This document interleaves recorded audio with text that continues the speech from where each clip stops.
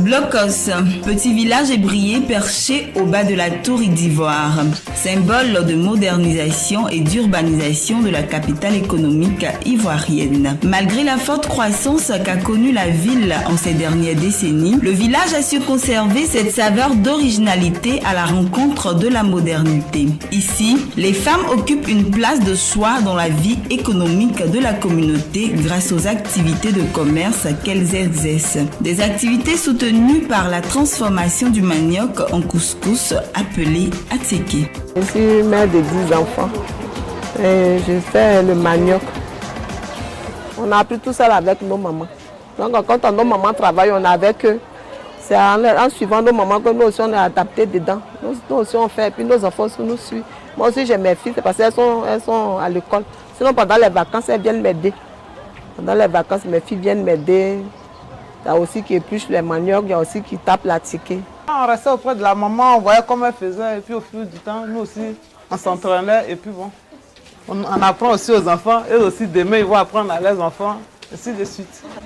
Je suis ingénieure géomètre à la retraite, présidente de la coopérative Aimé Brinly des femmes de Blocos. Notre activité principale, c'est la fabrication de l'attiéké.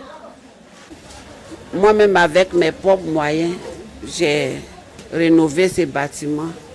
Aujourd'hui, nous sommes en activité. Nous produisons l'attiéké. Nous avons eu une dame, une société qui est venue nous voir pour lui livrer de l'attiéké.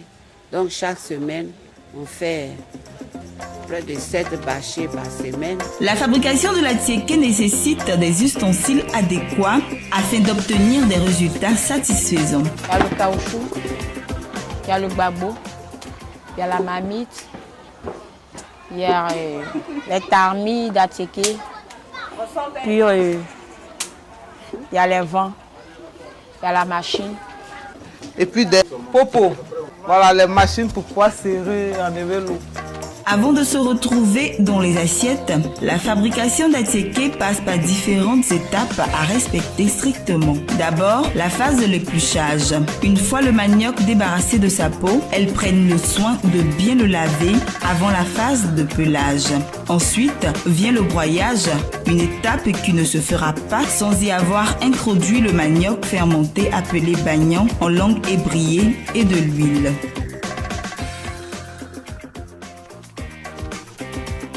Mis dans des sacs et transportés à la machine pour le pressage.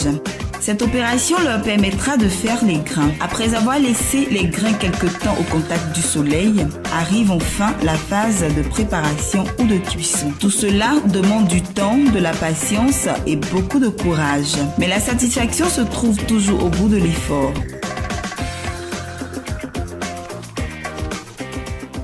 Le processus là, c'est ça. Ça dure 3 jours. Le manioc vient, on épluche, on broie, on laisse se fermenter. Le lendemain, on les sort, on fait les grains, on laisse se reposer. Puis le lendemain, on prépare l'attiéké. Donc l'attiéké est issu du manioc. C'est la transformation du manioc frais. Nous avons des livreurs qui quittent à Bassam. Ils viennent nous livrer ici, puis on épluche. Et quand on finit d'éplucher, on lave, puis on met le manioc fermenté, puis on met de l'huile dessus, et puis on va à la machine pour broyer ça.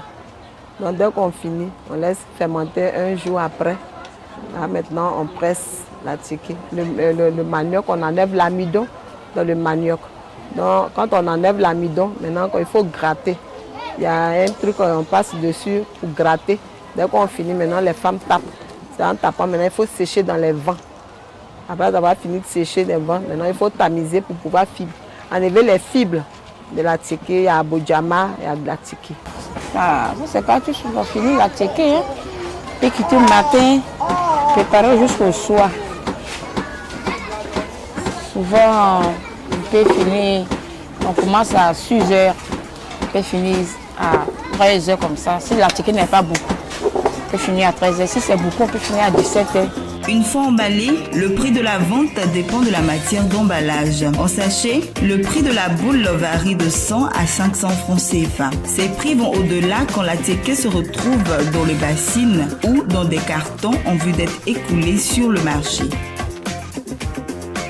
Contrairement à ce que l'on pense, la fabrication de la tieke nourrit bien celle qui la pratique. Un business qui semble florissant pendant la saison des pluies. Les paquets, souvent, il y a 100 francs, il y a 200, il y a 250 et puis il y a 500. Ce que je gagne, je peux gagner au moins, si j'ai payé une manioc de 10 000, je peux avoir 5 000. Si j'ai payé une manioc de 10 000, je peux avoir souvent, si j'ai fait la farine pour donner, j'ai 5 000 dedans. Si j'ai fait farine de 15 000, j'ai 7 500. Farine de 20 000, j'ai 10 000 dedans. Mais si moi-même je vais préparer, je peux avoir plus que faire la farine pour donner. Donc ça dépend. Moi, j'ai mes clientes qui viennent prendre. Je fais ça en poudre. Moi, je fais ça en poudre. Mais moi, j'ai des femmes qui viennent prendre pour aller préparer. Des revendeuses. Des revendeuses. Ça me suffit largement. Ça me suffit largement. On arrive même à scolariser les enfants avec.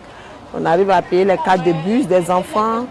Donc, ça c'est suffisant. Au cas où la réussite de ces dames pourrait susciter des élans, il est bon de savoir que pour passer du manioc à la production d'atieke, certains objets sont indispensables. Une machine à essorer, des vents, élément fondamental pour le séchage de la poudre de manioc, différents types de tamis pour les deux catégories d'atieke, l'atieke fin et l'atieke gros grain, connu sous le nom d'abodjamant. Une marmite et une grande cuvette pour la cuisson, une baguette en bois pour tourner et retourner la farine afin qu'elle puisse bien cuire et aussi une grande cuillère en bois pour retirer l'atieke de la marmite. À Blocos, les vendeuses d'atieke s'organisent comme elles peuvent. Ainsi, elles sont aidées dans leurs tâches par d'autres femmes venues de divers horizons appelées les contrariées, rémunérées de façon journalière à hauteur de 1000 francs par femme. Bon, le contrat avec les jeunes filles, les matins elles viennent, au plus tard 7h30 déjà elles sont en place. Il y a certaines qui pilent le manioc, il y a certaines qui tapent la tieke. Voilà, il y a aussi qui font la tieke. Donc elles ont 1000 francs par jour. Si elles ont fait au moins 6 jours, elles ont 6000 francs par semaine. De lundi jusqu'au samedi, c'est le travail, sauf dimanche. On loue des personnes parce qu'on ne peut pas faire ça seul. C'est difficile. Bon, elles viennent, elles font la journée, leur midi, on assure leur midi. Et puis bon, quand on finit de vendre tout et tout, on leur donne ce qu'elles ont fait. La journée coûte 1000 francs. Elles prennent 1000 francs par jour. On fait tieke, on tape, et puis on cuit, et puis on enlève le pot aussi. Si tu peux faire beaucoup, on te donne 1000 francs. Si tu peux faire beaucoup, on donne 500. Bon, ce qu'on gagne là, ce qu'on te donne, si tu peux garder, c'est beaucoup. Si tu ne gardes pas aussi, tu manges. Tu prends pour aider ton mari, pour nourrir les enfants. Bon, si tu gagnes aussi, si tu peux gérer aussi, tu peux gagner au moins une semaine, tu peux gagner 6 000, 7 000. On te donne à manger aussi. Si tu as fini de travailler, on te donne à manger. À midi, on nous donne à manger, on nous donne 200 à tieke et puis on mange. C'est ici qu'on a appris ça tout. Tu viens seulement, on te montre travail, si tu peux faire, tu fais. Et puis en même temps, tu as appris ça. À cause du crédit qu'on paye de la machine, on est obligé de leur donner 20 000 francs chacune. Maintenant, celles qui font le manioc là, c'est différent. Parce qu'il y a des femmes qui font le manioc, celles qui viennent 3 h du matin, qui commencent, qui épluchent, qui font tout pour sortir la tieke là. Elles, on leur donne 70 000 francs par bâché. La réputation de ce mets local dépasse les frontières de la Côte d'Ivoire. Elles sont devenues des dépositaires d'une marque et d'un label qui exige sérieux, dynamisme et efficacité. Des valeurs qui fondent l'existence de coopératives comme celle de ces dames du village de Blocos. Nous avons commencé par balayer le village avant.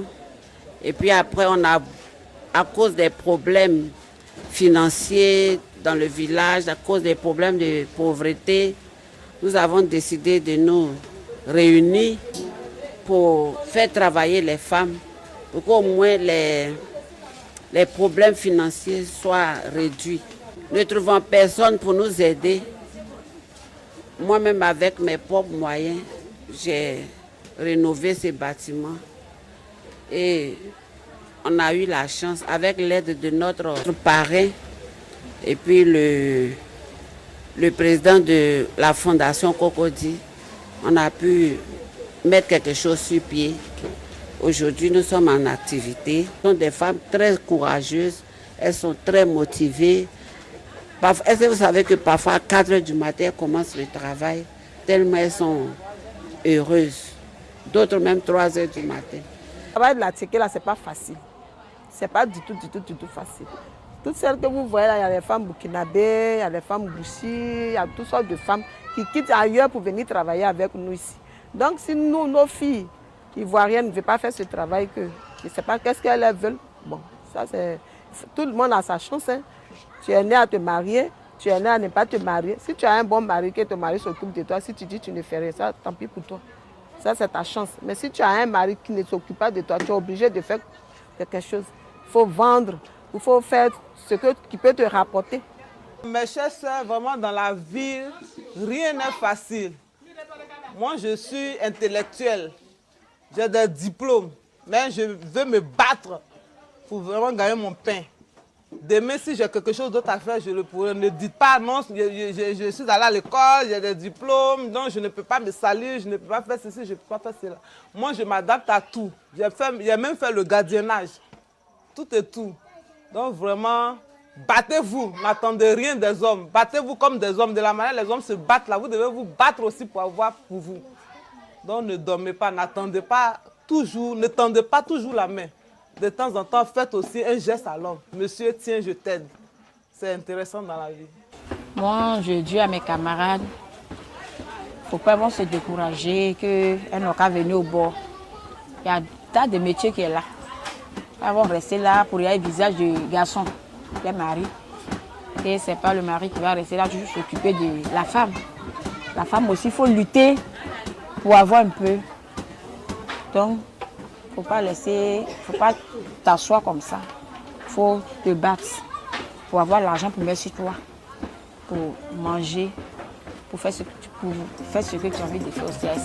Vu l'engouement que suscitent ces mets auprès des consommateurs, le secteur de la fabrication d'Atiéké semble très rentable et constitue par conséquent un excellent créneau d'insertion socio-professionnelle. Beaucoup d'activités à Abidjan sont nées à partir de la vente d'Atiéké, à l'instar des vendeurs des shops d'Atiéké communément appelés à Abidjan les garbadromes.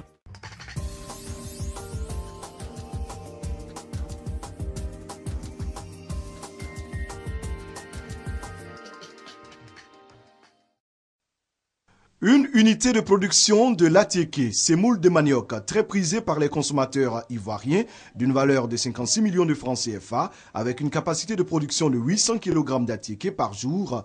Une unité de transformation de l'aubergine et de la tomate pâte en construction, avec une capacité de production de 350 kg par heure. Ce sont là deux projets entièrement financés par le président de la République, Alassane Ouattara, en faveur de 1000 femmes et 1500 jeunes du village de Kassamblé dans la commune de Songon.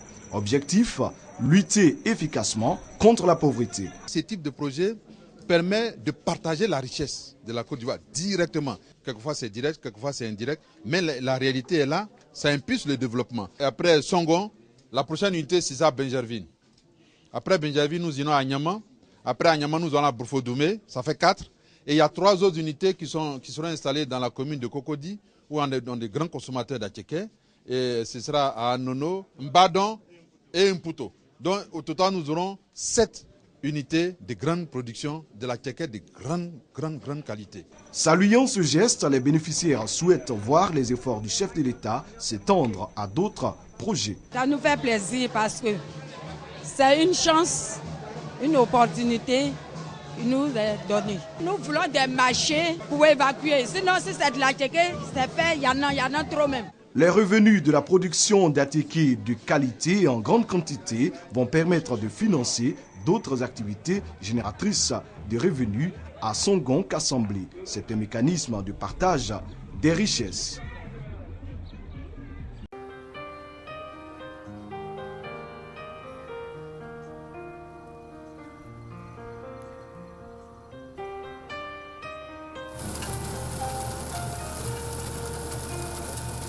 La première étape du processus de fabrication d'Atiéké avec le procédé amélioré, c'est la réception. La deuxième étape consiste en l'épluchage. La troisième étape, là nous sommes au niveau du broyage. La quatrième étape, c'est la fermentation. La cinquième étape, nous tombons sur l'essorage. Sixième étape, après avoir pressé la pâte, cette pâte est amenée au niveau du semouleur.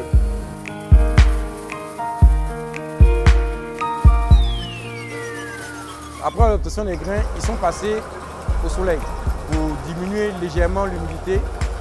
Cette opération est très importante parce que si vous ne la faites pas, au niveau de la cuisson, l'attiqué sera pâteux.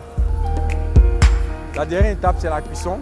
Au finish, nous avons de l'attiqué qui est débarrassé de tout débris, très faible en fibres et puis d'une couleur impeccable. Dans notre entreprise, nous avons les produits dérivés de manioc et parmi lesquels vous avez les chips de manioc qui ont une très belle texture, qui ont ce goût craquant et puis qui sont très nutritifs. Vous avez du pain composé, feuilles de thé. L'objectif de ce projet, planification, donc incorporation donc, de la farine, les farines locales au blé pour faire le pain. Aujourd'hui, nous avons ce que nous appelons cette technologie qui est la technologie d'incorporation. Alors nous donc, mélangeons donc, un certain pourcentage, on va dire 15% donc, de la farine de manioc au blé pour faire le pain. Et là, il y a un gain considérable donc, au niveau donc, des boulangers.